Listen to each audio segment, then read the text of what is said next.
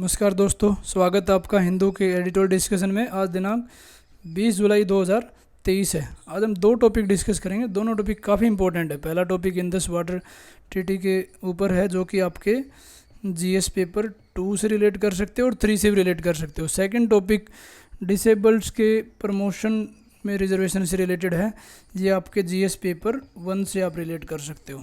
चलिए पहला टॉपिक शुरू करते हैं। पहला टॉपिक ये है कि जो कोर्ट के एक्शन से ज़्यादा इंडस वाटर ट्रीटी को रीविजिट करने की ज़रूरत है। इंडस वाटर ट्रीटी क्या है? इंडस वाटर ट्रीटी 1960 में साइन हुई थी इंडिया और पाकिस्तान के बीच में, जिसमें World Bank as a broker और न्यूट्रल एक्सपर्ट का काम कर रहा था। उसमें क्या था, जो वेस्टर्न फ्लोइंग रिवर्स थी, इंडस, झेलम, चिनाब, ये पाकिस्तान को दी गई थी और रावी, ब्यास, सतलज ये इंडिया को दी गई थी। और कुछ एक एक्सेप्शन थे कि इंडिया इनको इरिगेशन के लिए, स्मॉल हाइड्रो के लिए यूज़ कर सकता है। तो उसी ट्रीटी के ऊपर हम ये डिस्कस करेंगे।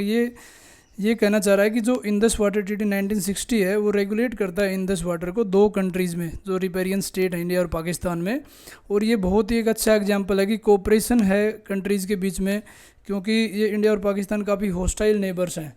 काफ़ी हमारे बीच में वॉर्स हुए हैं, जैसे 1965 का वॉर हुआ, 71 का हुआ, 1999 का वॉर हुआ, और बीच बीच में टेरर अटैक होते रहते हैं जो कि स्टेट स्पॉन्सर्ड है। इतने बिटर रिलेशन के बाद भी ये ट्रीटी बहुत ही अच्छे से काम कर रही है, क्योंकि इसका एक डिस्प्यूट रेजोल्यूशन का क्राइटेरिया बहुत ही अच्छा है। डिस्प्यूट रेजोल्यूशन इसका काफ़ी लेयर्स में, सबसे पहले दोनों कंट्री म्यूचुअली इसको सोल्व करेंगे जो भी इशू होगा। सेकंड, वर्ल्ड बैंक के द्वारा एक न्यूट्रल एक्सपर्ट प्रोवाइड किया जाता है। बीच बीच में इंडस वाटर कमीशन के जो मेंबर्स हैं वो विजिट करते हैं बाकी एक दूसरे कंट्री में इसको सोल्व करने के लिए। और लास्ट में आता है परमानेंट कोर्ट ऑफ आर्बिट्रेशन। तो मल्टीपल लेयर्स हैं इसके डिस्प्यूट रेजोल्यूशन के लिए, इसलिए इस ट्रीटी की काफ़ी सक्सेस मानी जाती है। लेकिन कुछ पिछले 10 साल में जो जुडिशल रिकोर्स इसके लिए अप्लाई किया गया, मतलब कोर्ट में जाने वाला, क्योंकि आपस में कंट्रीज़ के कॉम्पिटिंग क्लेम्स हैं इंडिया और पाकिस्तान के। जैसे कि एग्जांपल दिया कि जो run of the river hydro electric project India ने बनाया था इंडस वाटर ट्रीटी पे, उसको लेके ये हुआ कि पाकिस्तान चला गया परमानेंट कोर्ट ऑफ आर्बिट्रेशन हग में। वहाँ पे जाके इसको फाइल कर दिया और उसकी इंटरप्रिटेशन चाह रहा है कि कोर्ट के द्वारा हो कि इंडिया ने जो run of the river hydro electric project यहाँ पे किया, वो इंडस वाटर ट्रीटी का वायलेशन कर रहा है। इंडिया का जो प्रोजेक्ट था, एक किशन गंगा पे प्रोजेक्ट था जो कि ट्रिब्यूटरी झेलम रिवर की, एक रेटल है, ये भी झेलम पे हाइड्रो इलेक्ट्रिक प्रोजेक्ट है, ये चेनब पे है, किशन गंगा झेलम पे है। तो इंडिया ने ऑब्जेक्शन ये उठाए थे कि जो कोर्ट ऑफ आर्बिट्रेशन है हग में, वो कॉम्पिटेंट नहीं है इस क्वेश्चन को एड्रेस करने के लिए। पाकिस्तान को वहाँ पे नहीं जाना चाहिए था। पाकिस्तान को पहले न्यूट्रल एक्सपर्ट प्रोसेस, जो कि वर्ल्ड बैंक ब्रोकर है, उसके पास जाना चाहिए था, न कि सीधा ही परमानेंट कोर्ट ऑफ आर्बिट्रेशन में।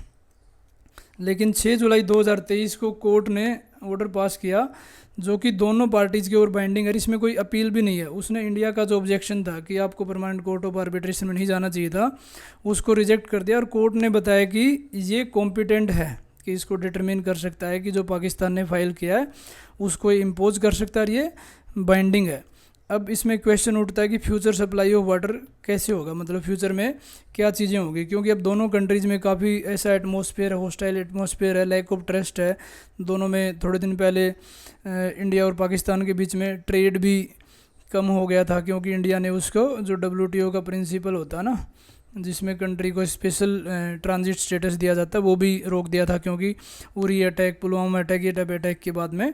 तो इस लैक ऑफ ट्रस्ट के कारण में जो जुडिशल रिकोर्स है, ये रैशनल स्ट्रेटजी तो लग रहा है कि ठीक है, परमानेंट कोर्ट ऑफ आर्बिट्रेशन में इंडस वाटर ट्रीटीज़ की जो पार्टी है उनको ले जाया जाए, बट ये उस चीज़ को एड्रेस नहीं करेगा जो दोनों कंट्रीज़ की नीड्स हैं। जब आप देख रहे हो कि अब फूड एंड एनर्जी नीड्स, दोनों कंट्रीज में पॉपुलेशन अच्छी खासी है, क्लाइमेट चेंज हो रहा है, फ्लड्स आ रहे हैं, ड्रोट्स आ रहे हैं, तो ये डिमांड हाइड्रो इलेक्ट्रिक प्रोजेक्ट की ज़रूरत है, क्योंकि इलेक्ट्रिसिटी डिमांड बढ़ती जा रही है, रिन्यूएबल एनर्जी के स्कोप उतने ज़्यादा नहीं है। तो इसमें यही कहना चाह रहा है कि इसके ऊपर सोचना चाहिए कि फ्यूचर सप्लाई ऑफ वाटर कैसे होगी, क्योंकि जो इंडस वाटर ट्रीटी है, ये प्रेडिक्टेबिलिटी, मतलब किसी चीज़ को पहले से प्रेडिक्ट किया जाए, सोचा जाए, उसके बारे में बहुत ही कम बात करती है। क्योंकि future supply of the water जो स्टेट्स में है वो कैसे होगी, और इसने जो मैकेनिज़्म वहाँ पे किया है अप्लाई, उसको थोड़ा सा और फ्लेक्सिबल बनाने की ज़रूरत है। क्योंकि इनिशियल में जब भी कोई बायलैटरल ट्रीटी साइन होती है, जैसे इंडस वाटर ट्रीटी में फिक्स कर दिया कि वेस्टर्न रिवर पाकिस्तान के लिए और ईस्टर्न रिवर इंडिया के लिए, बट इसने फ्यूचर जैसे क्लाइमेट को कंसर्न्स में नहीं लिया। इन्होंने सिर्फ क्वांटिटी ऑफ वाटर की इन 3 रिवर्स का वाटर पाकिस्तान को जाएगा, इसका इंडिया को जाएगा। लेकिन वाटर तो चेंज होता रहता है, कभी बर्फ़ ज़्यादा पिघली हिमालयन से, या कभी बारिश कम हुई, कभी फ्लड ज़्यादा आ गई, कभी ड्रोट आ गए।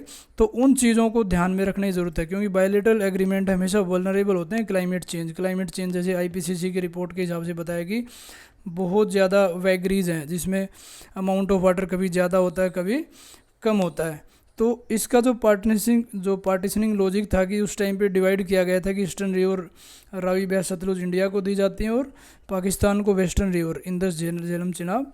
इसने फ्यूचर के बारे में नहीं सोचा कि क्लाइमेट चेंज होगा और वाटर कम या ज़्यादा होगा, तो उसको अभी वापस करने की ज़रूरत है। और इसमें ओब्लिगेशन है दोनों कंट्रीज़ पे, जैसे कि पाकिस्तान के ऊपर ओब्लिगेशन है कि ये इंटरफेरेंस नहीं करेगा, इंटरप्ट नहीं करेगा ईस्टर्न रिवर्स के लिए, और इंडिया के लिए ओब्लिगेशन है ये वेस्टर्न रिवर को इंटरप्ट नहीं करेगा और कोई भी उसका पानी रोकने की कोशिश नहीं करेगा।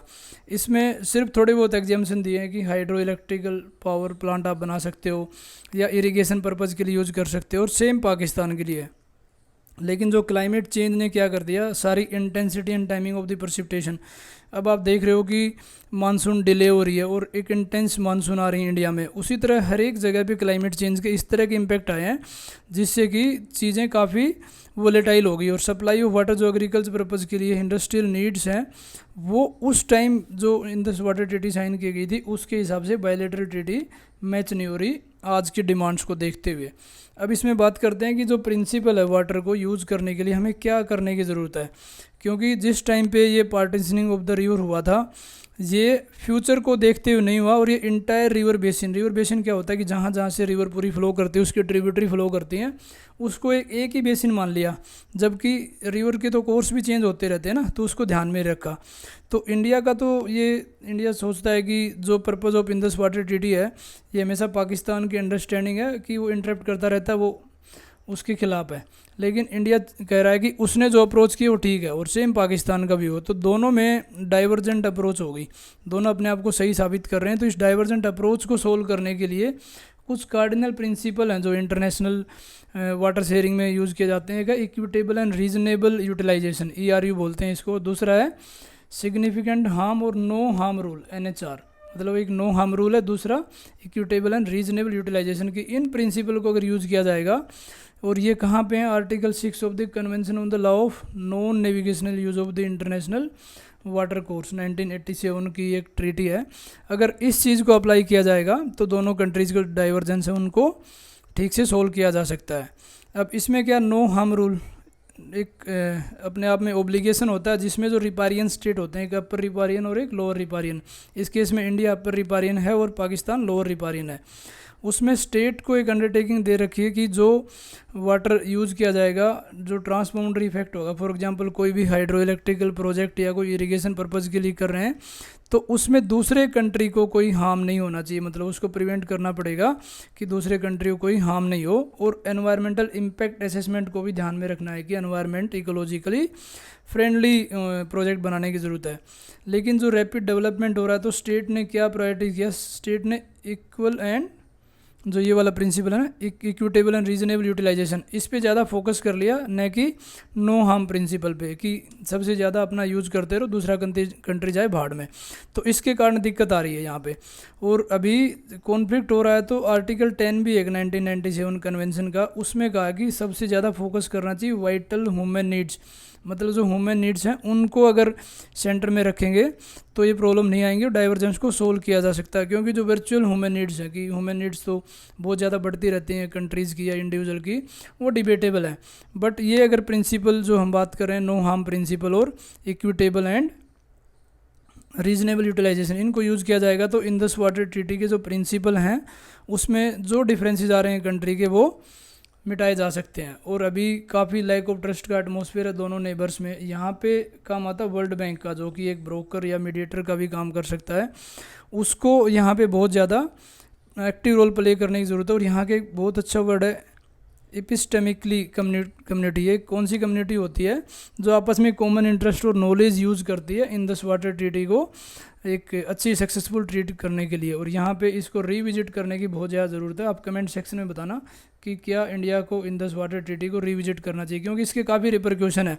फॉर एग्जांपल, इंडिया एक अपर रिपेरियन स्टेट है, पाकिस्तान लोअर रिपेरियन स्टेट है। अगर इंडिया स्टॉप करता है इसकी वेस्टर्न फ्लोइंग रिवर्स का, तो हमारे ऊपर से ब्रह्मपुत्र रिवर जो कि चाइना और यहाँ तिब्बत से ओरिजिन होकर इंडिया में आती है, तो यहाँ पे बड़े बड़े डैम बना सकता है चाइना, और इसको एक हाइड्रो बम की तरह इस्तेमाल कर सकता है। तो यहाँ पे काफ़ी क्रिटिकल सिचुएशन होती है कि उसको रिवाइव करना चाहिए। तो दोनों कंट्री को म्यूचुअल आपस में सपोर्ट से और एक दूसरे पर ट्रस्ट करके ही इस चीज़ को सोल्व करना चाहिए। चलते हैं नेक्स्ट आर्टिकल पे। नेक्स्ट आर्टिकल डिसेबल्ड के ऊपर है कि जो जॉब और करियर है उनका जो अधिकार है उसको डिनाई नहीं किया जा सकता।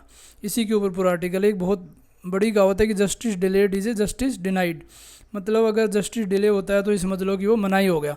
नॉर्मली ये जुडिशल केसेस में होता है कि जब भी कोर्ट में हमारे केसेस बहुत ज़्यादा पेंडिंग होते हैं, कहावत होते हैं कि जो ग्रैंडफादर ने केस फाइल किया तो उम्मीद कर सकते हो कि ग्रैंडसन को उसका फाइनल वर्डिक्ट मिले।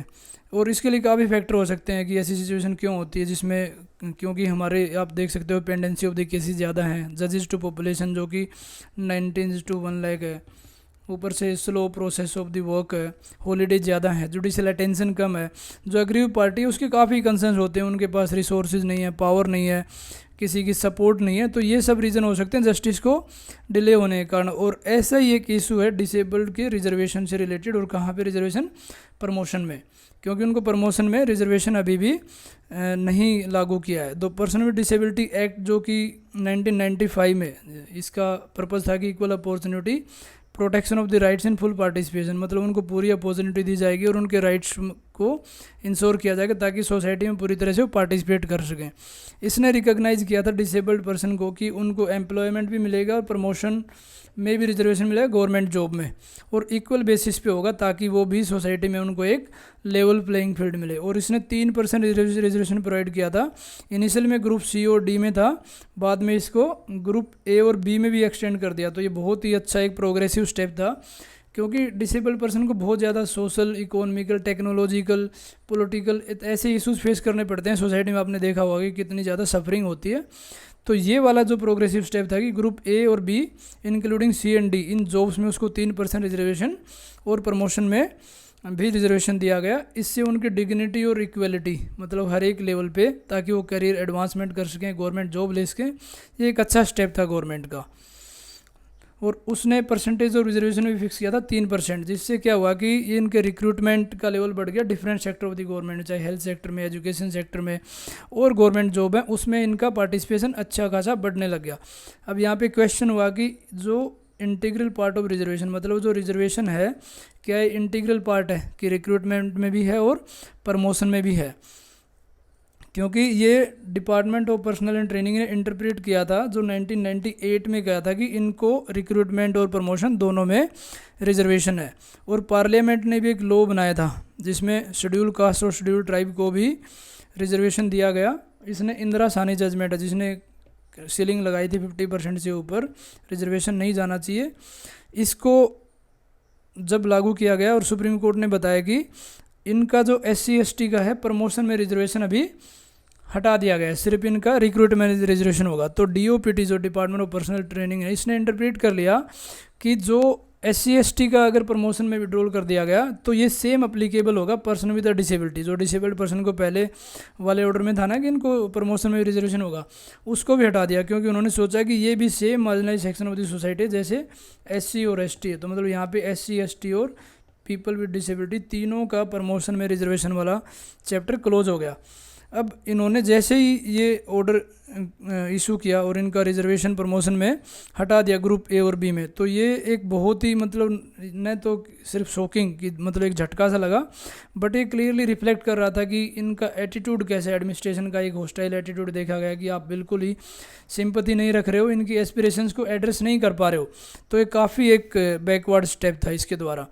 डिपार्टमेंट ऑर्डर जो 1998 ने तो काफ़ी ज़्यादा एक प्रोग्रेसिव स्टेप दिखाया था कि अपॉर्चुनिटी प्रोवाइड की थी डिसेबल्ड पर्सन को, ताकि उनको रिजर्वेशन रिक्रूटमेंट में मिले और प्रमोशन में भी। और ये पीपल विद डिसेबिलिटी एक्ट के स्प्रिट मतलब उसके साथ कोहेरेंस में था।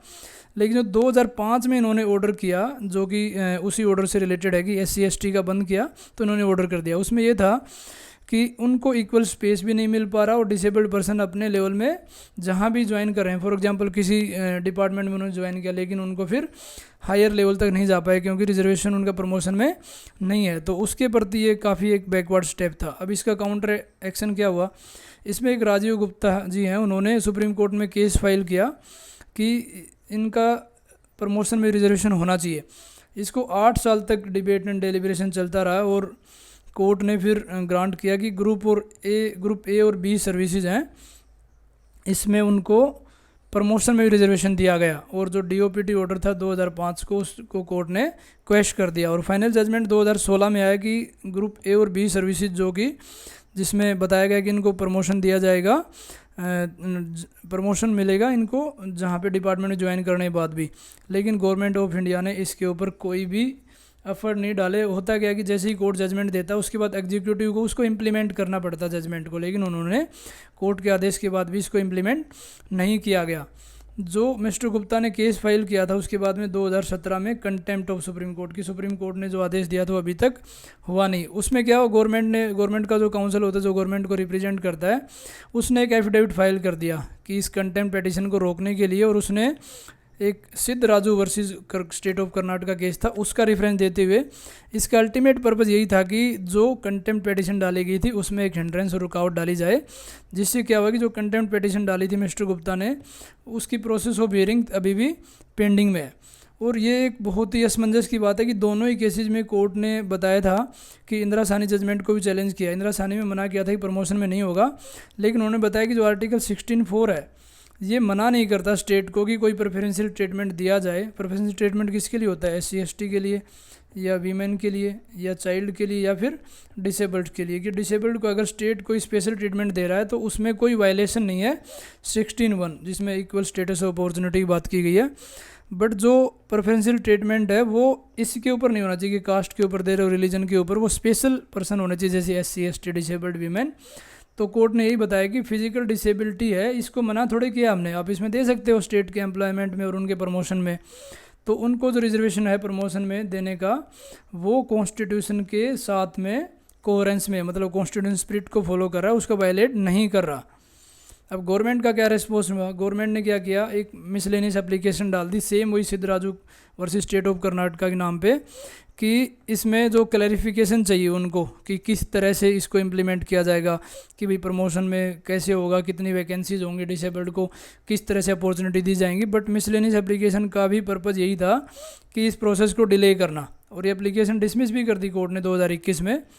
और फिर गवर्नमेंट ने दोबारा एक ऑर्डर निकाला, देख रहे हो डीओपीटी बार बार कुछ ना कुछ ऑर्डर निकाल रही है इसको रोकने के लिए 2022 में, और इसमें तो क्लैरिफिकेशन कर दिया कि रिजर्वेशन ऑफ द सीट्स होगा डिसेबल्ड का रिक्रूटमेंट में। बट वही चीज़ है जो प्रमोशन में है, जो 1996 में बात हो गई थी, उसके ऊपर इन्होंने अभी भी कोई बात नहीं की। जो डिपार्टमेंट ऑर्डर है उसने क्लियरली प्रोवाइड किया कि उनको ए और बी जो सर्विसेज उसमें प्रमोशन में भी रिजर्वेशन मिलेगा, लेकिन गवर्नमेंट ने सिर्फ इसको डिले करने के लिए और मिसलेनियस फाइल करते रहे। इसका मतलब यही हुआ कि अल्टीमेटली डिनायल ऑफ जस्टिस, मतलब जस्टिस उनको नहीं मिल पाया। जुडिशरी का एक बहुत अच्छा रोल है जो इंश्योर करेगा कि जस्टिस और इक्वालिटी हो, जो कि हमारे प्रीएम्बल में लिखा है, फंडामेंटल राइट्स में लिखा है, DPSP में लिखा है, और PWD एक्ट है, ये खुद ही कहता है कि जो डिसेबल्ड पीपल हैं उनको स्पेशल राइट दिए जाएँ। तो इनके कोर्ट ने काफ़ी हेल्प की है कि जब भी डिसेबल्ड पर्सन ने कोर्ट में फाइल किया तो उनको जो ग्रीवांस रिड्रेशन है, फाइनल एजुकेशन है, वो ठीक से उनको एड्रेस किया गया। लेकिन अभी भी पेंडिंग है कि उनको प्रमोशन में रिजर्वेशन दिया जाएगा या नहीं जाएगा। अगर ये नहीं दिया गया तो इनके जो एस्पिरेशन और नीड्स हैं सोसाइटी में उसको पूरी तरह से एड्रेस नहीं किया गया। और अगर ये नहीं हुआ तो ये यही दिखाना चाह रहा है कि एक तरफ तो कोर्ट कहते हैं कि हम जस्टिस इंश्योर करते हैं, बट अगर डिसेबल्ड पीपल को एक अच्छा सा एनवायरनमेंट ही नहीं मिले ताकि वो सोसाइटी में ठीक से ग्रो हो, तो ये उनके लिए एक हिंड्रेंस का काम करेगा। क्योंकि उनको अगर अपने डिपार्टमेंट में हायर लेवल तक नहीं पहुँचे तो कोई फ़ायदा नहीं होगा, क्योंकि वो पॉलिसी मेकिंग में नहीं होंगे और वो वही सेकंड क्लास सिटीजन का रोल प्ले करेंगे। और ये एक हिंड्रेंस है जो कि इंक्लूसिव सोसाइटी की हम बात करते हैं कि सबका साथ सबका विकास, उस चीज़ को पूरा नहीं कर पा रहा। क्योंकि जैसे ही इनको पूरा कंट्रीब्यूशन मिलेगा, रिजर्वेशन प्रमोशन में मिलेगा, तो ये ऊपर उठेंगे, एक लेवल प्लेइंग फील्ड होगा और सोसाइटी में इनका कंट्रीब्यूशन अच्छे लेवल पे होगा, जिससे अल्टीमेटली इंडिया का डेवलपमेंट होगा, जो हम विश्वगुरु जगत गुरु की बात कर सकते हैं। तो जो जुडिशरी के लिए राइटर ये कह रहा है कि उनको एक प्रोएक्टिव डिसीजन लेने की ज़रूरत है, ताकि जो कॉन्स्टिट्यूशनल विजडम है, Indian Republic, rule of law हो, और जहाँ पे हर पर्सन को एक लेवल प्लेइंग फील्ड प्रोवाइड किया जाए, इसी के ऊपर ये आर्टिकल था। तो ये था हमारा editorial discussion. Thank you for watching.